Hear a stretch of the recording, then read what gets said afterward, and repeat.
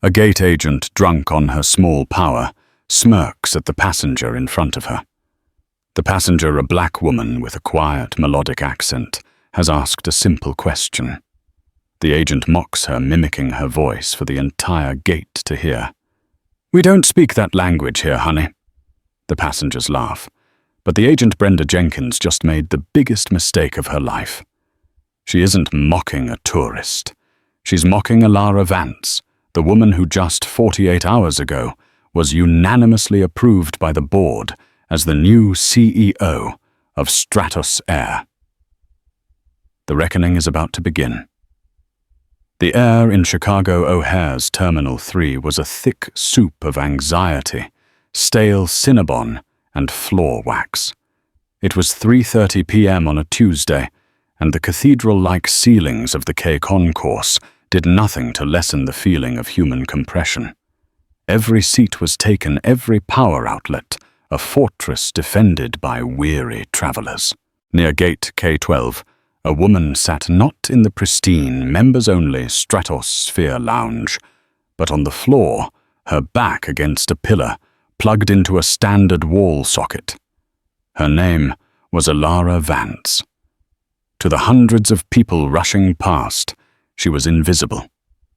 She wore simple dark denim jeans, a plain grey cashmere sweater, and comfortable-looking but expensive leather loafers. Her hair was pulled back in a neat professional bun. The only hint of luxury was the slim platinum watch on her wrist, mostly hidden by her sleeve. She was reading a dense report on fuel hedging strategies on a standard iPad, not a flashy, corporate-issued device. Elara Vance was by every measure the least important-looking person at the gate. She was also the most powerful.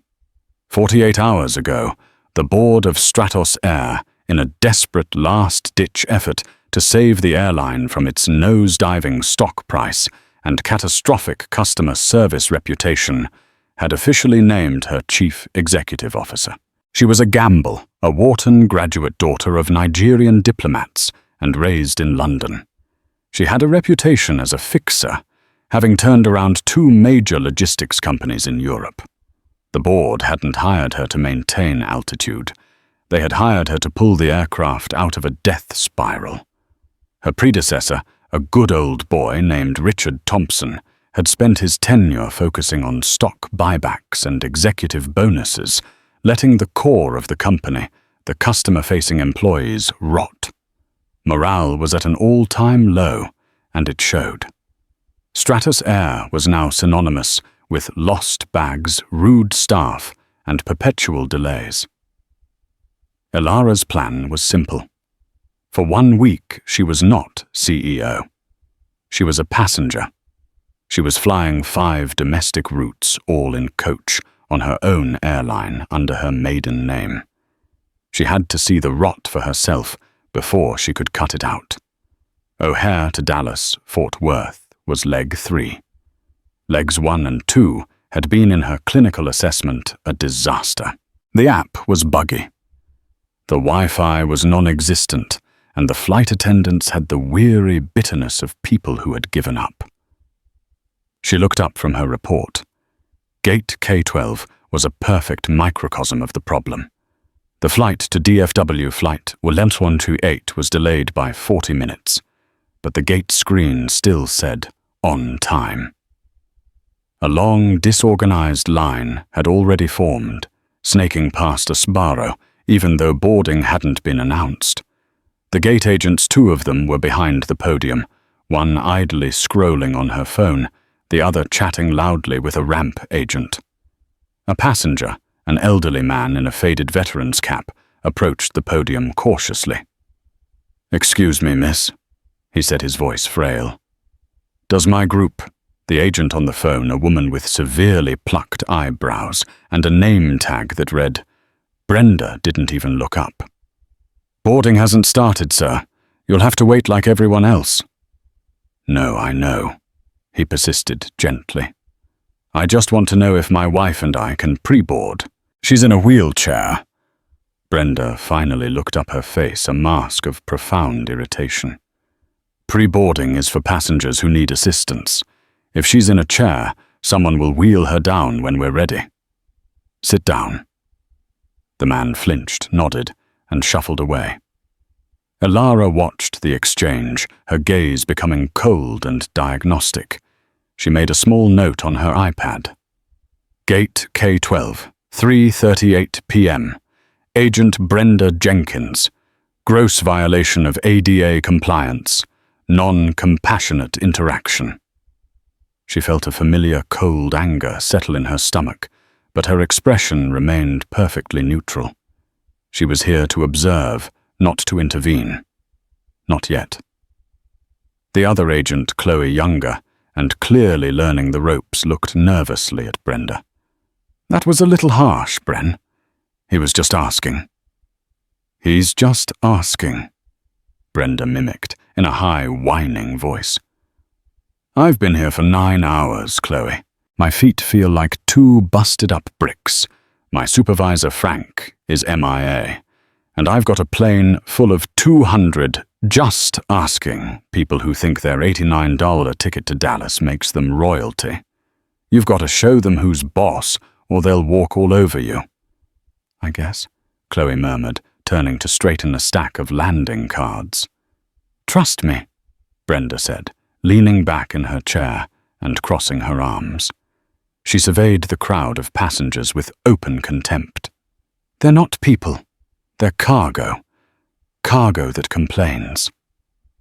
Elara Vance closed her report. The observation phase was over. She stood up, brushed the dust from her jeans, and picked up her single regulation-sized carry-on bag. She walked calmly toward the podium, joining the end of the line that had formed for customer inquiries. She had a question. It was a simple scripted question she had been using at every gate, designed to test agent knowledge of a brand-new, poorly communicated baggage policy. The line moved slowly, punctuated by Brenda's sharp, impatient commands. Ticket's not valid. That bag's too big, you have to check it. I can't help you, you'll have to call the 1-800 number. Finally, it was Elara's turn. She stepped up to the podium and offered a polite, small smile. Good afternoon, Elara said. Her voice was clear and carried the distinct, precise cadence of her British upbringing, softened by the melodic tones of her Nigerian heritage. I just have a quick question regarding the new carry-on policy. Brenda's eyes flickered over Elara's simple clothes and then settled on her face. A tiny toxic smirk formed at the corner of her mouth. She had found her entertainment for the next 60 seconds. Brenda Jenkins wasn't just having a bad day. She was having a bad life stitched together by a series of bad days. She'd been with Stratus Air for 15 years, starting with bright eyes and a genuine desire to help people see the world. But 15 years of bad management, shrinking paychecks, rotating supervisors and passengers who treated her like a talking vending machine, had corroded that optimism into a hard, brittle shell of resentment. Her supervisor, Frank Miles, was the absolute worst. He was a check-the-box manager. As long as the planes left eventually and no one filed a lawsuit that stuck, he didn't care what his agents did. He actively discouraged going above and beyond because it set unrealistic expectations.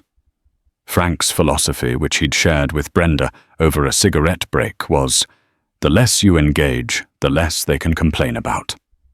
This philosophy had festered. Brenda, once a promising candidate for management, was now the unofficial, embittered queen of the K-Concourse. She knew the rules well enough to bend them, and she knew her union protections well enough to know exactly how rude she could be before it triggered a formal write-up. She was currently gossiping with Chloe about the very promotion she'd been denied. So Frank tells me they gave the new in-flight liaison position to that kid Robert over in Terminal 2. Brenda said loud enough for the first few people in line to hear. The one who's been here, what? 2 years. And why? Because he's bilingual. Please, he speaks high school Spanish. It's a joke. Oh, wow, Bren. I thought you had that, Chloe said, genuinely sympathetic. Yeah, well, I guess 15 years of loyal service doesn't mean what it used to. Brenda snapped her gum. But whatever. I'm actually up for something much bigger. She lowered her voice conspiratorially. Frank put my name in for the new corporate Diversity and Inclusion Outreach Committee. It's a big pay bump, and I get to travel to conferences, tell the other airlines how inclusive we are. Chloe's eyes widened. No way. That's amazing. You'd be perfect. Darn right I would, Brenda said, sitting up straighter. I'm all about diversity. I just can't stand entitled people. Doesn't matter where they're from. It was at this precise moment of self-congratulation that Elara Vance stepped into her line. Brenda's eyes did a quick, dismissive scan. No first-class tag on the bag. Simple clothes. No designer purse. No wedding ring. Probably flying on a basic economy ticket. In Brenda's stratified world, this passenger was a nobody. Then Elara spoke. Good afternoon. I just have a quick question regarding the new carry-on policy. The voice hit Brenda's ear like a wrong note. It was different. It wasn't the flat Chicagoan accent she was used to. It wasn't the loud drawl from the Texas-bound passengers. It was fancy. It was precise, every T and R perfectly enunciated. It sounded educated. It sounded to Brenda's defensive ears like the passenger was trying to sound better than her. Brenda's toxic smirk appeared. This was the exact kind of passenger she hated. The kind who thought a $5 vocabulary made them special. The what policy? Brenda asked, leaning back and affecting a look of exaggerated confusion. Elara remained patient, assuming the agent was simply multitasking.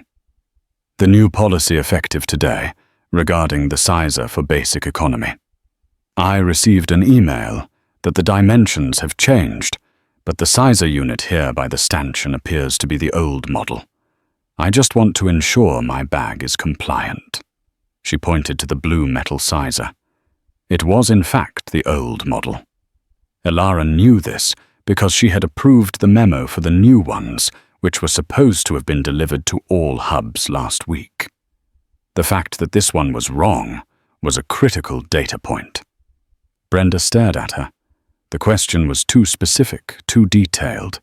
It required work. It required her to know about a policy that Frank had probably just filed in the trash. Instead of checking, Brenda decided to deflect with cruelty.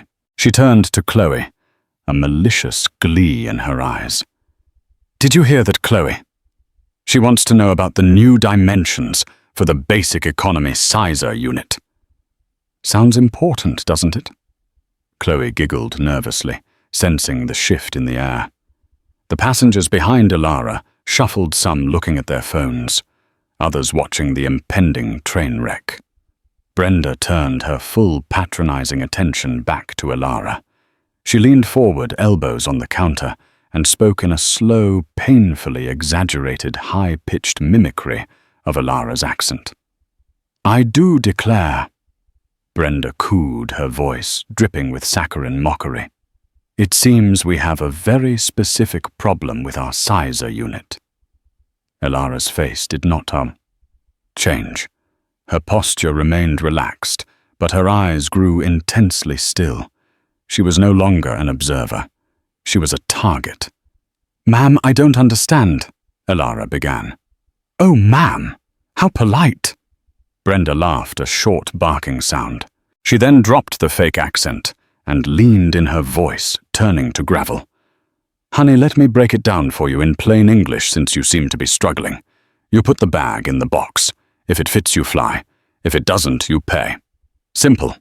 We don't need a royal decree to figure that out. The gate area had gone quiet, The passengers were now staring openly.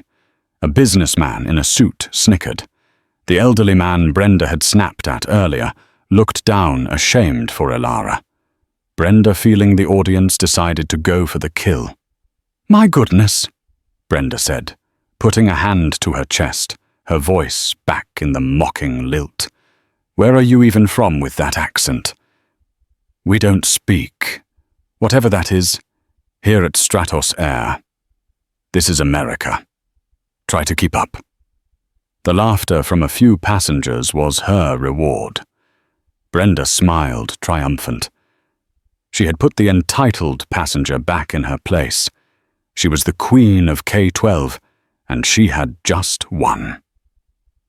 The air crackled. The seconds after Brenda's "This is America" comment stretched into a painful, echoing silence. Elara Vance stood perfectly still, her bag resting by her feet. Her mind, trained to process billion-dollar acquisitions and hostile negotiations, was now processing this raw, unfiltered data point. This wasn't just bad service. This wasn't just an employee having a bad day. This was malice. This was xenophobia. This was the rot personified wearing a Stratos Air name tag. Brenda, misinterpreting Elara's silence as submission, crossed her arms, satisfied. "So," she said, her voice back to its normal, abrasive tone, "are you gonna check the bag, or are you gonna hold up my line?" Elara finally moved. She took one small, deliberate step closer to the podium. She did not raise her voice. She did not gesture. She simply spoke, and the quiet, crystalline authority in her voice cut through the terminal's ambient noise. "Ms. Jenkins," she said, reading the name tag. Brenda's smirk faltered. The passenger knew her name. "I will ask you one more time." Elara continued her British-Nigerian cadence, now sounding less like a request and more like a verdict. "I'm a passenger on your airline asking a valid question about a policy your company emailed to me this morning. Are you, as a representative of Stratos Air, refusing to answer my question?" The directness of the challenge, the lack of any emotional hysteria that Brenda was used to, threw her off. This woman wasn't crying or demanding a manager. She was diagnosing. Brenda's defense mechanism was to double down. "I'm not refusing anything," she snapped. "I'm telling you the policy. Put the bag in the sizer. What part of that is so hard for you to understand? Do I need to get a translator?" "That will not be necessary," Elara said, "but you will need to get your supervisor." This was familiar territory for Brenda. "Oh, I get it," she sneered. "You're one of those. You don't get your way, so you immediately demand a manager." She motioned vaguely behind her. "My supervisor, Mr. Miles, is managing the entire concourse. He doesn't have time for a complaint about your accent." "My accent is not the issue, Ms. Jenkins," Elara replied, her voice dropping a register, becoming as cold and hard as steel. "Your behavior is—" "My question was about the sizer. You chose to make it about my heritage. You chose to mock me. You chose to do it publicly in front of your colleague and all of these passengers." She gestured to the crowd. Everyone looked away. "You have failed to answer a simple operational question," Elara said. "You have publicly violated the company's own code of conduct regarding customer respect, and you have in the last 60 seconds become the single greatest liability on this concourse." Brenda's face went from smug to confused to furious. "You can't talk to me like that. Who in the hell do you think you are?" she hissed, leaning so far over the counter she was almost shouting in Elara's face. "You're a nobody in a cheap sweater. I am the lead agent at this gate. Now get your bag and get to the back of the line before I call security and have you removed for being a disruptive passenger." "You think I am the disruptive one?" Elara asked. It was a genuine question. The delusion was fascinating. "I know it." Brenda was almost vibrating with rage. "Security. Chloe, call security." Chloe, who looked like she was about to be physically ill, reached for the phone. "Don't," Elara commanded. Chloe's hand froze. Elara looked back at Brenda. "Calling security would be a mistake, Miss Jenkins. A very, very costly one. But by all means, if that is the next step in your operational procedure, please proceed." Brenda was momentarily paralyzed by the woman's sheer, unblinking confidence. Who was the some kind of lawyer? A travel blogger? It didn't matter. Brenda had the power here. She reached for the phone herself. "That's it. You're off this flight." "Stop." The voice was new. It was a man's voice, sharp and panicked. A man in a very expensive tailored blue suit was sprinting down the concourse, shoving past passengers and dragging a roller bag. He was sweating his tie undone. He skidded to a halt at the podium, his chest heaving. Brenda looked at him annoyed. "Sir, you'll have to wait. I'm dealing with a situation." The man in the suit looked at Brenda. He looked at Elara, and his face went completely devastatingly white. He looked like he had just seen a ghost. "Oh, God," he breathed. He dropped his bag and turned to Elara, fumbling with his suit jacket. "Miss Vance," he panted. "Miss Vance, I am so sorry. The traffic from the loop was... the President's motorcade. I'm Mark Harrison, the COO. We were supposed to meet in the lounge." Elara looked at him. Her face remained impassive. "Harrison, you're late." Brenda Jenkins's entire world tilted on its axis. She looked at the man, Mark Harrison. CO. She looked at the woman he was calling Ms. Vance. Vance, as in Elara Vance. The new CEO. The one from the grainy picture in the all-staff email she had deleted without reading. Her blood didn't just run cold. It evaporated. Her knees buckled, and she had to grab the side of the podium to stay upright. The hand that had been reaching for the security phone was now shaking so violently she had to hide it under the counter. Miss Vance," Brenda stammered, her voice suddenly, a tiny, terrified squeak. I had no... I didn't mean..." Elara turned her head very slowly and pinned Brenda with her gaze. The coldness was gone, replaced by something far more terrifying, profound, analytical disappointment. "You had no idea who I was," Elara said, finishing the sentence.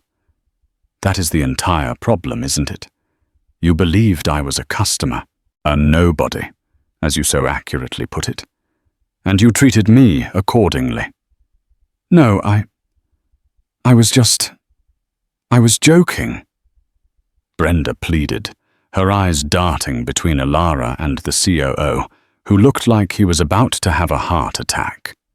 "It was just gate banter I didn't show. I didn't mean any disrespect. I treat everyone." "This is how you treat everyone." Elara interrupted, her voice still quiet, but now it carried. "You mocked that elderly veteran. You belittled your colleague. And you used xenophobic mockery against a passenger who asked a simple policy-related question. This wasn't a joke, Ms. Jenkins. This was a demonstration. And I must say it was incredibly illuminating." Mark Harrison stepped forward, his face beet red with a combination of rage and fear. "Brenda," he seethed. "What did you do?" Brenda burst into tears. "I didn't know. Please, Miss Vance. I have 15 years here." "It was a mistake, a terrible mistake. Yes, Elara agreed, nodding. It was. Yours, and the company's for allowing a culture where this is acceptable. She looked past the weeping gate agent to the line of stunned passengers. Mr. Harrison, please instruct Ms. Jenkins's colleague to begin boarding this flight. You and I will be having our meeting on the plane.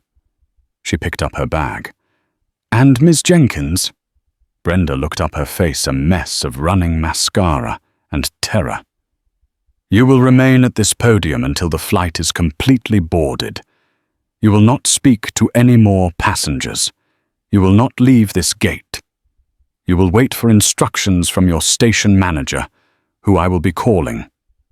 Personally, as soon as we reach cruising altitude. We have a great deal to discuss about your future and about the future of the new Diversity and Iteration Committee. Brenda's last shred of hope collapsed. Elara knew. She knew about the promotion. It wasn't just an accident. It was a targeted execution. Elara turned and walked down the jet bridge, her footsteps silent. Mark Harrison, after shooting Brenda, a look of pure, unadulterated fury, scrambled to follow his new boss. The Queen of K-12 was left alone at her podium, her reign over the sobs catching in her throat, surrounded by the silent, judging eyes of the passengers. The jet bridge was a sterile grey tube, and for Elara Vance, it felt like a buffer zone between the battlefield she had just left and the one she was about to enter. Mark Harrison, the chief operating officer, hurried beside her, his face pale and slick with sweat. Ms. Vance, I cannot apologize enough, he stammered, pulling at his collar. It's inexcusable. It's not who we are. Brenda, I don't know what got into her. Frank Miles, the station supervisor. He's usually, well, he's what Mr. Harrison, Elara asked, not breaking her stride. They stepped onto the aircraft, a Boeing 737. He's tenured, Mark finished lamely. He's complacent, Elara corrected, her voice flat. And his complacency breeds contempt. You just witnessed the end result. She walked past the two flight attendants at the door who were busy chatting and didn't greet her. She made a mental note of their names. She proceeded to her seat, 18B, a middle seat in coach. Mark stopped, horrified. Ms. Vance, no. You're in 2A. I had you upgraded. Please. Elara paused. I booked 18B, Mr. Harrison. I fly how my customers fly. Please, he implored, his voice low and desperate. We must discuss this. We can't talk back there. I've already briefed the purser. We have the front row. Elara considered. The observation part of this leg was over. Now the operational part began. She needed to speak with her CO, and she needed to do it with privacy. Very well.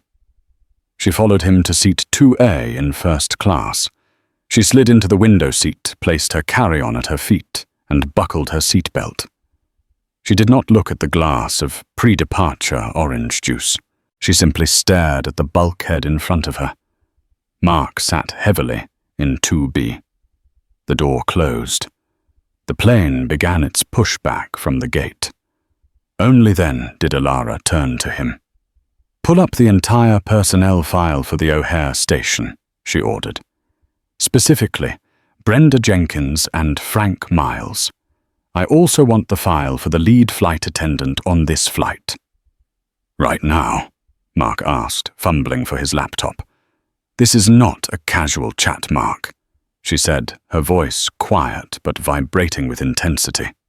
We are a $5 billion company that is bleeding customers, and I just found out why. We don't have a customer service problem. We have a cultural problem. We have a cancer, and it's rotting out the core of our operations starting at the hubs. I agree, Mark said, logging into the corporate mainframe via the spotty gate Wi-Fi. Frank Miles. Here he is. 22 years with the company. Started on the ramp. How many formal complaints? Elara asked. Mark scrolled. His face tightened. 14 in the last 5 years. All passenger-facing. Rudeness, non-compliance, discriminatory language. And the resolutions, Mark winced. All dismissed, handled internally. Agent counseled. No grounds found. He's closing ranks. He's protecting his people. He's protecting his territory, Elara corrected. He's not a manager. He's a warlord. And he has created a toxic fiefdom at our most important hub. Now Brenda Jenkins. Mark pulled up her file. 15 years. Started as a reservation agent. 5-star reviews for her first. 10 years. Then he scrolled. Wow. The last 3 years. 7 formal complaints, 2 of which were escalated to corporate. Allegations of mockery, refusal of service to a passenger with a disability. The same pattern. All of them were resolved by Frank Miles.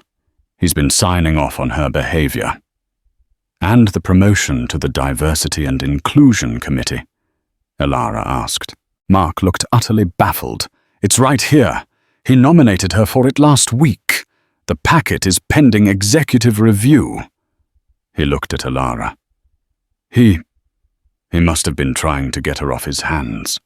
Promote her sideways to make her someone else's problem. He was rewarding her, Elara said coldly. He was sending a message to his whole team.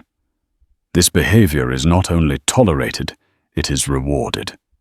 It is the Stratos Air way.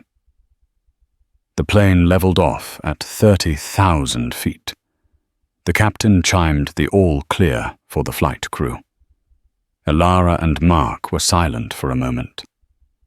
The board, Mark said quietly, wanted me to ease you in. Let you get a feel for the operation before you made any big moves. This is me getting a feel for the operation, Elara said, and the big move is already in progress. The moment we land in Dallas, you will get me in a conference room with David Chen, the DFW Regional VP, and Sarah Palmer, the station manager. Is that clear? Yes, of course. And you, Elara continued, will handle the purser on this flight. Gary? Mark asked, confused. What about Gary?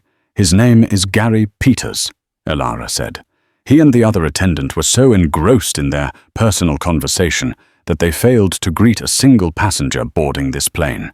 He has been on his personal phone in the galley, with the curtain open for the last 20 minutes, and the call light for the passenger in 6D has been on for 4 minutes, and he has walked past it twice. As if on cue, the light in 6D chimed again. Gary, the lead flight attendant, emerged from the galley, looked at the light, rolled his eyes, and then began slowly pushing the drink cart, starting from row 1. He was deliberately ignoring the call. Mark, Elara said, her voice dangerously soft. Show me who you are. Fix that. Mark Harrison, a man who managed a 40,000-person operation, suddenly felt like an intern on his first day. He unbuckled his seatbelt. He stood up and walked the 3 steps to the galley, intercepting Gary. Mr. Peters, Mark said, his voice low and tight. Hey, Mark, Gary said, overly familiar. He clearly knew the COO. Want a drink? First one's on me. Gary, why is the call light in 6D on? Gary glanced back. Oh, that. She's been hitting it since we took off. Probably wants water or something. She can wait. We do service from the front back. You know the drill. No, Gary, Mark said, his own anger finally surfacing. The drill is you answer a passenger call light, especially when you've been on Instagram for the last 10 minutes instead of preparing your cart. Gary's smile vanished. Hey, I'm on my break. Your break is over. That passenger, Mark said, pointing, is a mother with an infant. She needs water. And the woman you ignored at the door, the one in 2A. Gary looked over at Elara. She was watching them, her expression unreadable. Yeah, who is she? Some consultant. That Mark said is Elara Vance. She's the new CEO of this airline, and you just became her Exhibit B for why our service culture is failing. Now you will park this cart. You will go to that passenger, you will apologize for her wait, and you will get her whatever she needs. Then you will come back here, and you will give me your badge number. Your supervisor will be meeting us when we land. Am I clear? Gary's face went from ruddy to ashen. He looked at Elara, who just gave him a tiny, slow nod. His entire career flashed before his eyes. He swallowed, nodded, and practically sprinted to row 6. Mark returned to his seat, breathing heavily. Elara looked at him. Good. That's a start. Now about O'Hare. I don't want Ms. Jenkins fired. Mark looked at her, stunned. You don't... Oh no. Elara said, a faint, cold smile touching her lips. That would be too easy. Firing her is a release. It solves nothing. It doesn't fix her, and it doesn't send the right message. The message can't be, get caught and you're out. The message must be, this is the new standard, and you will meet it. What? What are you proposing? Mark asked, apprehension in his voice. I'm proposing a reassignment, a re-education. She's about to find out what diversity and inclusion really means from the ground up. Elara turned to look out the window at the clouds below. And her supervisor, Mr. Miles? He's going to get a very hands-on refresher on what it means to be responsible for the ramp, since he's forgotten what it means to be responsible for his people. I don't understand, Mark said. You will, Elara replied. The moment we land, get me that conference room, and make 2 flight reservations, O'Hare to Dallas, one way. Coach for Brenda Jenkins and Frank Miles. I want them in Dallas by 7 p.m. tonight.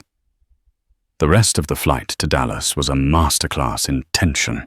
Gary, the lead flight attendant, was now a model of obsequious servitude. He checked on Elara and Mark every 5 minutes, his hands trembling as he refilled their water glasses. Ms. Vance, can I get you anything? A snack? A hot towel? I am fine, Mr. Peters, Elara said, each time her eyes never leaving her iPad. Please attend to the other passengers. The passengers in first class and several in the front of economy had witnessed the exchange. The whispers had started. The invisible woman in 2A was clearly someone important. The entire atmosphere of the plane had shifted from lax and lazy to rigid and terrified. Elara and Mark, meanwhile, were conducting a silent, brutal audit. They had the personnel files, the budgets, and the complaint logs for the O'Hare station open on their laptops. It's worse than I thought, Mark muttered, scrolling through a spreadsheet. Frank Miles has an overtime budget that is 200% higher than any other station manager. He's signing off on 80-hour work weeks for his favorite agents, including Brenda Jenkins. Of course he is, Elara said. It's a slush fund. He buys their loyalty. He overpays them to ensure they never question his authority or his methods. He's created a culture of graft. How are the performance metrics for K-Concourse? Mark pulled up another file. Bottom 10%, system-wide. On-time departures, baggage handling, accuracy, customer satisfaction. It's a dumpster fire. The only metric he's high on is employee retention. No one ever leaves. Why would they? Elara reasoned. He's created a perfect consequence-free environment for lazy and toxic people to get paid double. They're not employees. They're barnacles, and he is the hull they've attached to. She is a long, slow breath. This is the problem with my predecessor. Richard Thompson only looked at the top-line numbers. He saw high retention at a major hub, and probably thought Frank Miles was a hero. He never bothered to look why. So, Mark asked, what's the plan for them when they land in Dallas tonight? Ms. Jenkins, Elara said, was very concerned about my bag. She's clearly passionate about baggage policy, so she's going to get a promotion. Effective 8 p.m. tonight, she is the interim shift supervisor for lost and damaged luggage at DFW. Mark blinked. DFW? But she lives in Chicago. She'll have to relocate. Or she can resign. Her choice. Elara's face was stone. She will work the midnight shift. She will spend her nights taking reports from passengers whose bags we lost. She will listen to their stories. She will process their claims. And she will learn firsthand what happens when the operational chain breaks down. She wanted to be on a diversity committee. Wonderful. She is about to meet the most diverse group of people on Earth. Passengers of every race, creed, and background, united by a single burning rage, because their medication, their work presentations, and their wedding dresses are in a holding bay in Denver. That will be her re-education in empathy. Mark was flawed. It was brutal. It was ironic. It was, he had to admit, brilliant. And Frank Miles, Mr. Miles is a tenured employee. He's forgotten where he came from. He started on the ramp, correct? Yes, Mark confirmed. 22 years ago. Excellent. He's being demoted. Effective immediately, Elara announced. He's no longer a station manager. He's the new night shift ramp supervisor. At O'Hare, he's going to trade his office for a high-visibility vest. He's going to be loading bags in the Chicago winter under the supervision of the very people he used to manage. He wants to sign off on things he can sign off on cargo manifests and de-icing checklists. He will learn our operation from the ground up again. And if his performance is satisfactory, after 6 months, we will consider letting him manage a gate again. At Sioux Falls. Mark Harrison let out a low whistle. This wasn't just a restructuring. This was a coup. She was cutting the head off the snake and making an example of the body, all in the span of a 3-hour flight. The Union, Mark started. The Union, Elara cut in, will have a choice. They can protect 2 members who have a documented miles-long history of gross misconduct policy violation and creating a hostile work environment, all of which I now have on a signed affidavit from you and which I personally witnessed. Or they can work with me to root out the rot that is threatening the jobs of the other 50,000 employees who actually do their jobs. I'm betting on the latter. She closed her laptop. The plane was beginning its descent into Dallas. But what about Brenda's promotion? Mark asked. The diversity committee. Oh, I'm cancelling her nomination, obviously, Elara said. But I'm replacing it with a new one. Who? Elara looked at him. Me. I'll be chairing the new Committee on Service, Dignity and Respect. My first official act will be to fly every single executive on my team in coach once a month on a random flight. The mystery shopper program is no longer a test. It is a permanent feature of my leadership. The fasten seatbelt sign chimed. Elara looked out the window as the brown, flat expanse of North Texas spread out below them. The turbulence was over. The real work was about to begin. The 737 taxied to the gate at DFW with unnerving smoothness. As they pulled up to the jet bridge, Elara looked out her window, and she saw them. Lined up on the carpet just outside the aircraft door was a delegation.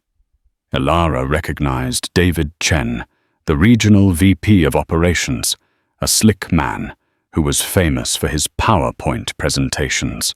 Beside him stood Sarah Palmer, the DFW station manager, a no-nonsense woman who had come up through fleet services. They were both smiling, but their smiles were brittle. They were clearly expecting a standard VIP welcome for the new CEO. They had no idea they were walking into a war room. "They're here," Mark muttered, grabbing his bags. "They are," Elara said. "Let's not keep them waiting." The moment she stepped off the plane, the smiles from the delegation became fixed and radiant. "Ms. Vance," David Chen beamed, stepping forward with an outstretched hand.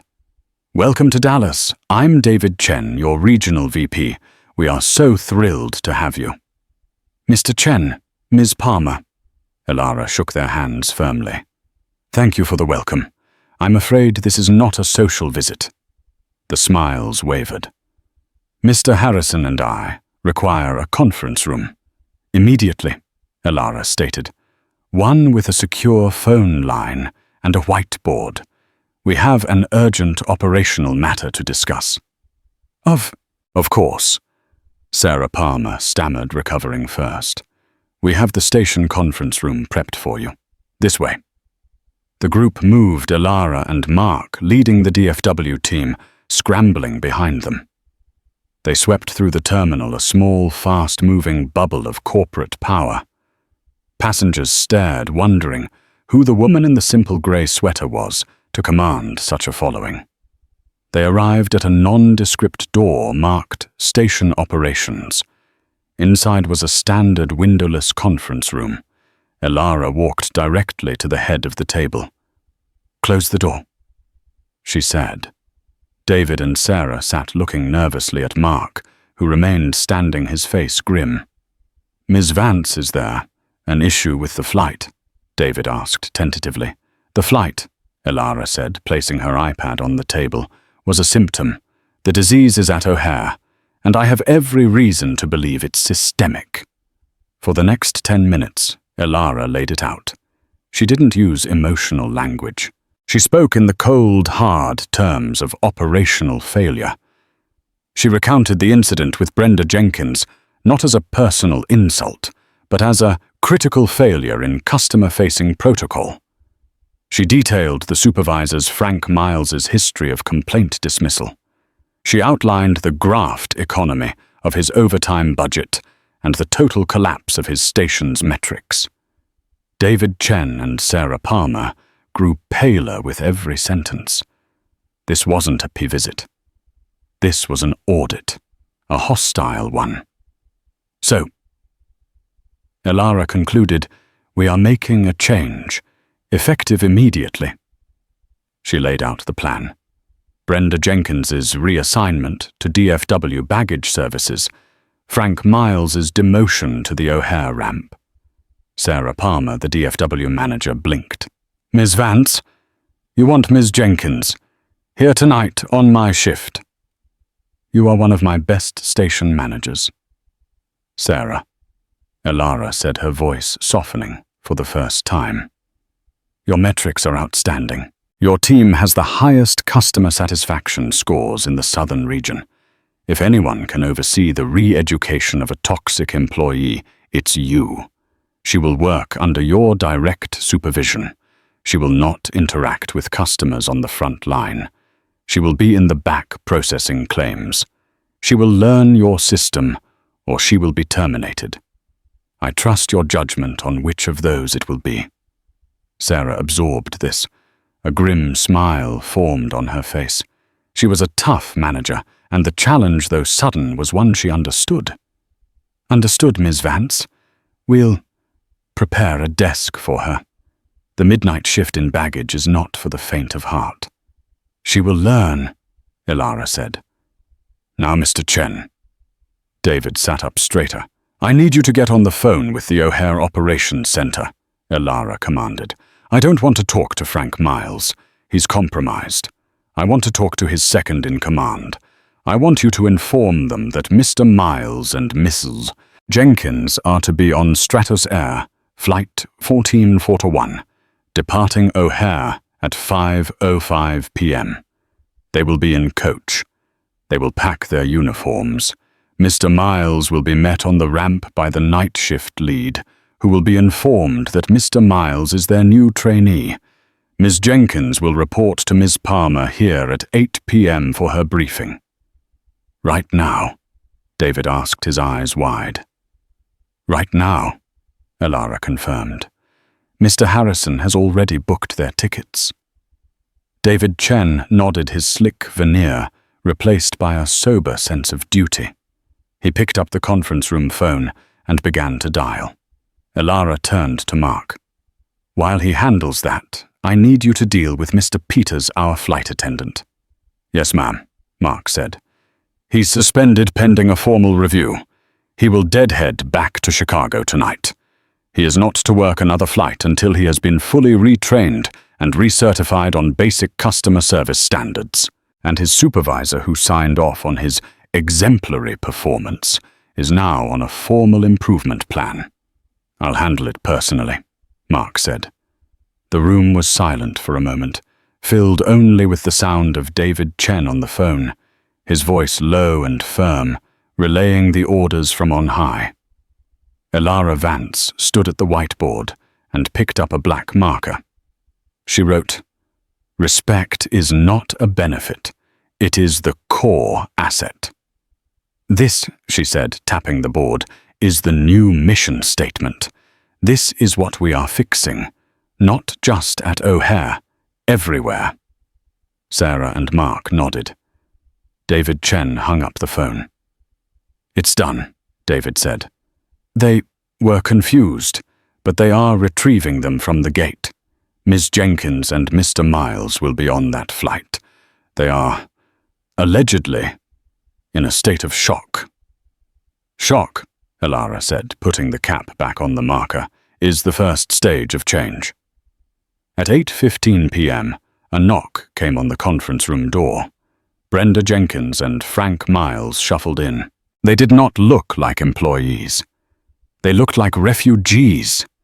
Their uniforms were rumpled from the flight. Brenda's face was swollen and stained with tears. Frank Miles, a burly man who clearly hadn't been intimidated in decades, looked grey and hollow. They had been flown in coach on their own airline. They'd been served by a flight crew who had already heard the rumors and treated them with a cold, professional disdain. The power they'd wielded just hours ago was gone. They stopped in the middle of the room, staring at the executive team. But their eyes were locked on Elara Vance. She was not the woman they had seen at Gate K-12. The invisible passenger in the grey sweater was gone. Elara had changed. She had clearly retrieved a different set of clothes from her carry-on. She now wore a sharply tailored, dark navy blue power suit. Her hair, still in a bun, seemed more severe. She stood at the head of the table not as a passenger, but as the CEO she was. The transformation was absolute. Miss Jenkins, Mr. Miles. Please sit, Elara said. Her voice was not angry. It was the calm, neutral voice of a surgeon about to begin a complex procedure. They sat perching on the edge of their chairs. I am Elara Vance, she began, as if introducing herself for the first time. I am the new Chief Executive Officer of this airline. My tenure began 72 hours ago. My first act as CEO was to fly my own airline to see what our customers see. She paused, letting the weight of that statement land. And what I saw, she continued, was a disgrace. She looked directly at Frank Miles. Mr. Miles, you have been with Stratus Air for 22 years. You have risen to a position of immense trust. You are responsible for our most valuable hub, and you have treated it as your personal kingdom. You have fostered a culture of cronyism and contempt. You have ignored complaints, rewarded bad behavior, and defrauded this company through budget manipulation. You have failed this company. You have failed your team, and you have failed our passengers. Your termination would be justified, but like Ms. Jenkins, I believe that would be too simple. Frank tried to speak. Ms. Vance, I can fix this. You have had 5 years of complaints to fix this, Mr. Miles, Elara said, holding up a hand. You are done fixing things from an office. Effective immediately, you are demoted to ramp supervisor night shift at O'Hare. You will report to the man you used to manage. You will learn in the cold what it means to actually execute the on-time departures you have been failing to manage. You will be on probation for 6 months. If you pass, we will discuss your future. If you fail, you will be terminated for cause. Do you understand? Frank Miles looked at his hands. His entire life, his seniority, his power, his cushy office was gone. He just nodded a broken man. Then Elara turned to Brenda. Brenda flinched. She looked up, her eyes pleading. Miss Vance, please, I am so sorry. I was having a bad day.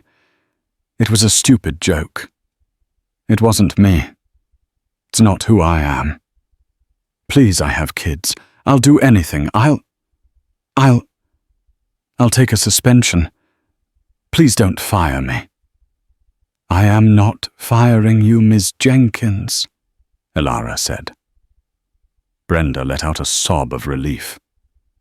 But your joke, Elara continued, was not a joke. It was the symptom of a deep-seated arrogance. You mocked my voice because you thought I was foreign. You mocked me because you thought I was powerless. You believed that your position gave you the right to humiliate a customer for your own entertainment. That is not a bad day. That is a character flaw. And in a customer service business, it is a fatal one. I can change, Brenda cried. You will, Elara agreed. You were, I'm told, nominated for the Diversity and Inclusion Committee, a role for which you are spectacularly unqualified. Brenda's face burned with shame. But I too believe in inclusion, Elara said. So I am reassigning you. Effective immediately, you are relocating to Dallas-Fort Worth. You will be the night shift claims supervisor for lost and damaged baggage, reporting directly to Ms. Palmer. Brenda's relief curdled into horror. Relocate to Dallas? But my family, my home, is in Chicago. You should have thought of that before you decided to become the face of our company's failure. Elara said, her voice unyielding. You will spend your nights on the phone, listening to the passengers you have failed.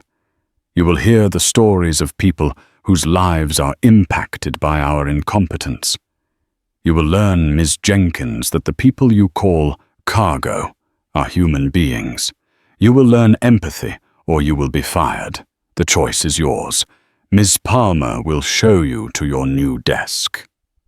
Brenda Jenkins just stared, speechless. The karma was so specific, so complete, that it was suffocating. She hadn't just been fired. Her life had been surgically dismantled and reassembled into a lesson. Elara Vance stood up. Mr. Harrison will escort you, Mr. Miles, to your return flight to O'Hare. Your shift starts at midnight. Ms. Palmer, if you would be so kind as to escort Ms. Jenkins. The meeting was over. Frank and Brenda were led out of the room like ghosts. Elara Vance stood alone with David Chen. She looked at the whiteboard. Respect is not a benefit. It is the core asset. Mr. Chen, she said, send a memo. System-wide. There's a new CEO, and there's a new way of doing business at Stratos Air. The age of the invisible passenger is over. Elara Vance's first day was just the beginning. The Dallas reckoning became a legend within Stratos Air. The story of the gate agent who mocked the new CEO and ended up working the midnight baggage shift spread like wildfire. It wasn't just a story about karma. It was a message. Elara Vance didn't just fix the airline's stock price. She restored its soul one interaction at a time. She proved that true leadership isn't about the view from the executive lounge. It's about the experience on the ground. What did you think of Brenda's karma? Was it too harsh, or was it the exact lesson she needed to learn? We all have stories of terrible customer service, but this one shows what happens when the tables are turned in the most dramatic way possible. If you love stories of instant karma and powerful real-life drama, please like this video and share it with someone who needs to see justice served. And don't forget to subscribe to the channel for more true stories that will leave you speechless. Hit that notification bell so you never miss an update.